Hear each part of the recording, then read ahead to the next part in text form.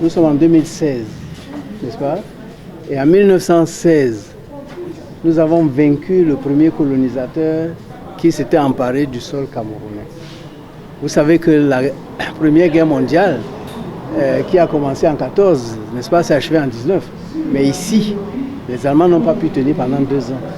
Ils étaient obligés de partir parce que la population, parce que les structures des Camerounais ont organisé une résistance. Et cette résistance a commencé déjà en 1884. Parce que les gens croient que le Cameroun est devenu allemand comme ça. Il y a eu une résistance dès le premier jour. Et cette résistance, quand la constellation de la Première Guerre mondiale est venue, les Camerounais sont allés chercher des alliances avec les Anglais et les Français pour mettre le colonisateur à la porte. Bien sûr, le temps n'était pas encore mûr pour l'indépendance. Parce que quand ils ont mis les Allemands à la porte, ils ont demandé l'indépendance, ils ont demandé l'autonomie. On a envoyé des lettres à la conférence de Versailles pour que le Cameroun ne soit plus colonisé. Mais la constellation internationale de l'impérialisme ne le permettait pas encore. Donc nous fêtons 2016, mais en même temps, nous fêtons aussi 2016 parce que c'est en 2016 que Lok Priso est parti. Koumambapé. Lok Priso, c'est lui qui était le premier Camerounais à écrire avec sa main pour dire qu'il ne veut pas le colonialisme. No man by we, pull that flag down. Il dit aux Allemands, descendez votre drapeau en 1884. Et comme il nous a laissé en 1916, nous fêtons ces 100 ans, mais ces 100 ans d'honneur. C'est 100 ans d'honneur, que les Camerounais sachent que dès le départ, ce n'est pas tout le monde qui a signé le fameux traité du 12 juillet 1884. Il y a un roi ici, chez les Belles, qui a dit que moi je ne signe pas. Et vous voulez même me corrompre par beaucoup d'argent pour que je signe. Je ne prends pas votre argent et je ne signe pas. Et c'est comme ça qu'il y a eu la première guerre entre Camerounais et Allemands. Donc nous fêtons la vision de Lok Priso et son courage, je dis bien en 1884. Et celui qui a accompagné Douala Manga jusqu'à la fin, parce que quand vous voyez le télégramme de 1913 qu'ils ont envoyé au chancelier allemand pour dire que mais nous voulons envoyer une représentation camerounaise en Allemagne pour défendre nos intérêts à cause de ces expropriations de terres, mais le télégramme était signé Bell, Aquadairo et Koumambapé, et non pas Belle ou Bonaberi.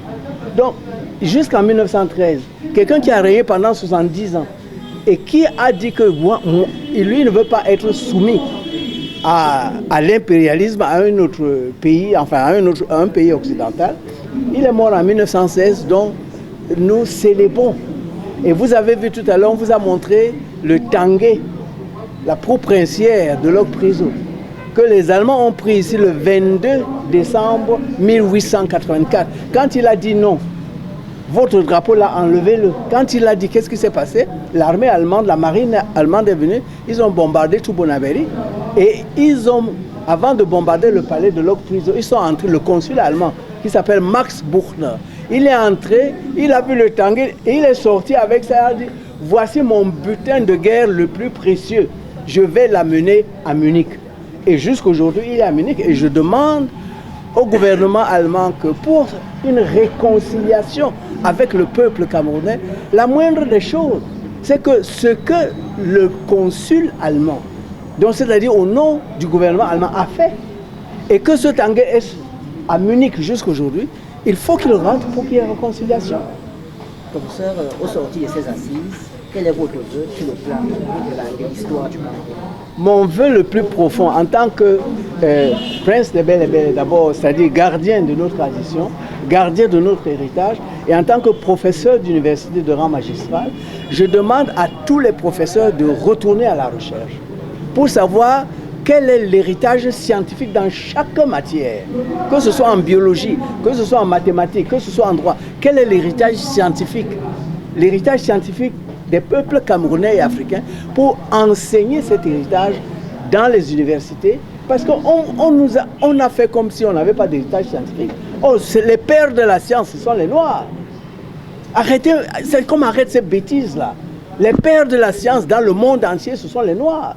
Parce que, et tout simplement, ce n'est pas parce qu'on a un mérite particulier, c'est parce que c'est les Noirs qui existaient Pratiquement depuis que l'être humain est comme nous, là, depuis 150 000 ans, les autres, les blancs et tout ça, viennent de naître. Ils ont 30 000 ans d'âge. Vous avez plus de 150 000 ans d'âge. Vous êtes les pères de la science. Et on vous apprend que non, ce n'est pas vous. En mathématiques, il ne faut plus qu'un professeur camerounais enseigne les mathématiques à ses enfants sans leur dire que la démonstration mathématique la plus vieille du monde date de 22 000 ans avant Jésus-Christ. Et on l'a trouvée ici, à Ishango, c'est-à-dire en République démocratique du Congo. Et quand vous allez à Bruxelles aujourd'hui, vous voyez, on célèbre une grande stèle pour célébrer le début de la science avec cette hausse d'Ishango. Mais chez vous même, on n'en parle même pas. C'est quoi ça? Et vous continuez à enseigner ça dans les écoles, que c'est Pythagore. Pythagore qui était un élève qui est venu apprendre tout ici. Et vous allez apprendre encore à l'enfant que c'est Pythagore. S'il vous plaît, que le ministre de l'Éducation nationale, n'est-ce pas, arrête ce génocide intellectuel-là dans les livres.